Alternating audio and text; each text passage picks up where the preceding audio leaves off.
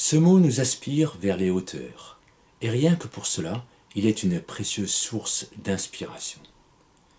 On a coutume de dire que ce qui élève est noble.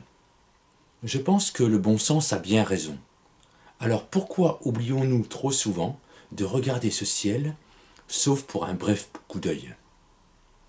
Je ne manque pas une occasion d'élever mon regard et de le laisser contempler ce spectacle grandiose et gratuit dont les acteurs changent si souvent de costume.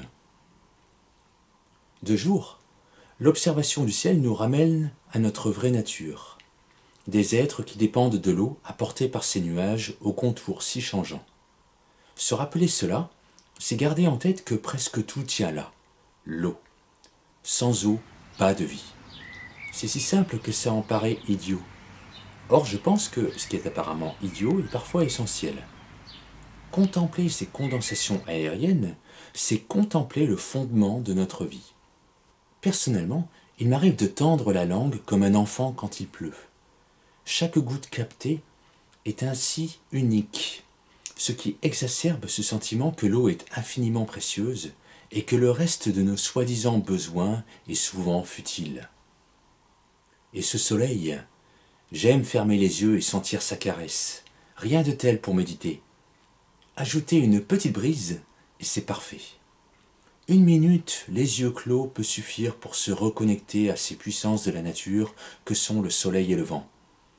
Se reconnecter. Quant au ciel nocturne, il semble que la majorité des Occidentaux l'ignorent désormais.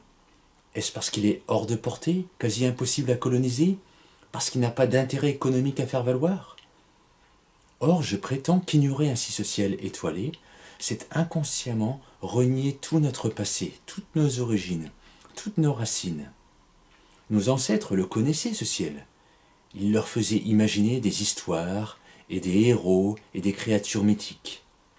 Les constellations, merveilleuses trouvailles, permettaient alors de faire voyager nos ancêtres dans des mondes chimériques. Andromède, Persée, Hercule, Cassiopée, Céphée, Pégase, le Sagittaire. De nos jours, la plupart des personnes ne sont plus capables de reconnaître ces constellations alors qu'elles sont là, quotidiennement, sous nos yeux. Quelle perte! Réapprenons à lire ce ciel. Réapprenons à imaginer ces héros qui nous tendent les bras. Au-delà de l'imaginaire, il y a aussi la simple beauté des astres à contempler. Si vous avez des jumelles ou une lunette, par exemple. Cela devient plus technique, mais au bout du compte, quelle récompense! Quand vous vous repérerez sur une carte de la Lune, quand vous distinguerez les cratères formés il y a des centaines de millions d'années, vous ferez inévitablement un voyage salutaire dans le temps.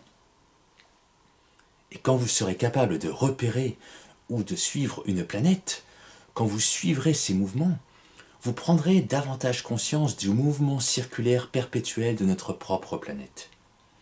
On se rappelle alors que cette sphère bleutée est une planète errante, comme disait Saint-Exupéry. Cette errance, ce mouvement, c'est notre voyage. Chacun d'entre nous fait une infime part de ce voyage, et d'autres en ont fait un bout avant nous, et d'autres encore nous succéderont. Prendre conscience de cela peut nous aider à donner un peu de sens à nos vies. Et si on ajoute que notre portion de voyage est infime à la surface de cette infime part de l'univers, alors notre sentiment de solidarité avec le reste de l'humanité est exacerbé.